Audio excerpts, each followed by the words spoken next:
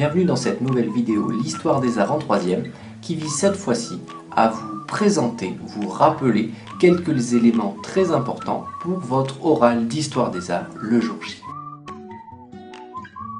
Vous en êtes sûrement conscient, un oral est toujours un moment très important, souvent même un moment décisif. Et c'est aussi un moment très stressant durant lequel on doit s'exprimer souvent seul face à une ou plusieurs personnes pendant une durée limitée. Alors, pour éviter ce stress, ou du moins pour le diminuer, le mieux c'est quand même de se préparer, c'est ce que je vais vous proposer là. Alors, qu'est-ce que je dois avoir avec moi pour passer mon oral? Eh bien, en premier lieu, mon matériel. Pour arriver à cette épreuve et pour être en confiance, je vérifie à l'avance d'avoir tout mon matériel. Alors, lequel est-il? Il s'agit ici d'un examen officiel. Je dois donc me présenter avec ma convocation que j'ai reçue un peu plus tôt et une pièce d'identité, que ce soit ma carte nationale d'identité ou mon passeport. La pièce d'identité devant juste être valable.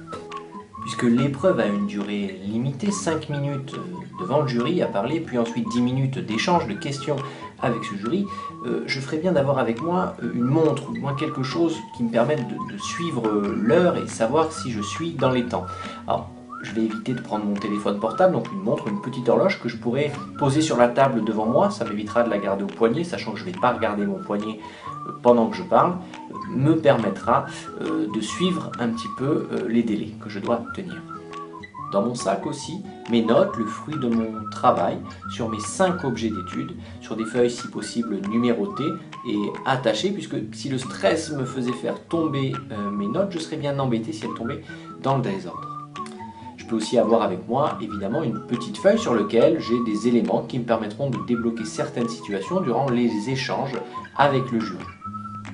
Enfin, puisque j'ai la chance de disposer de vidéoprojecteurs dans chaque salle d'examen, que j'ai un ordinateur qui m'est prêté, je vais pouvoir apporter ce que j'ai appelé mon support écran, à savoir ma clé USB ou mon propre ordinateur ou ma tablette sur lequel je vais pouvoir montrer, donner à voir, donner à entendre au jury mon objet d'étude, pourquoi pas afficher mon plan, ce qui va rendre peut-être, sûrement même, l'exposé beaucoup plus dynamique, beaucoup plus vivant. Mon matériel étant désormais prêt, je vais pouvoir me concentrer sur ma posture. Je suis plus un élève de 3e, je suis un candidat à un examen national et donc je vais devoir adopter une certaine posture, la posture du candidat.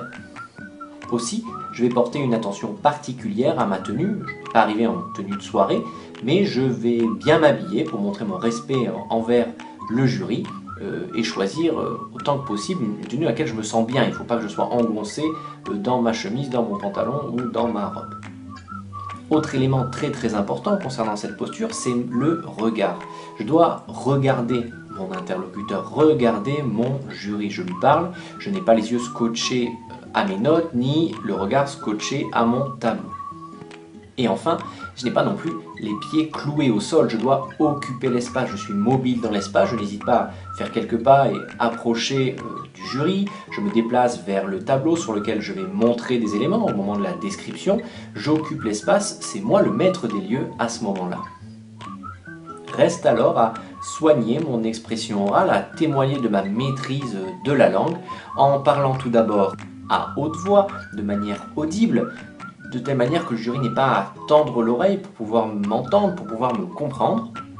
Évidemment, j'articule, je parle de manière claire et j'utilise un vocabulaire adapté, bien évidemment le vocabulaire spécifique à l'art, aux objets d'études que j'ai étudiés, mais aussi le vocabulaire attendu d'un collégien et j'évite tout dérapage familier.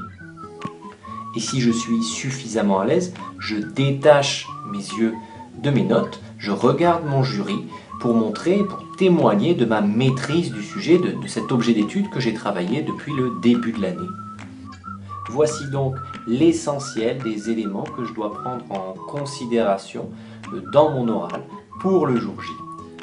Et pour optimiser au mieux tous ces conseils, je saisis toutes les opportunités qui sont proposées par mes profs, par mes camarades pour m'entraîner.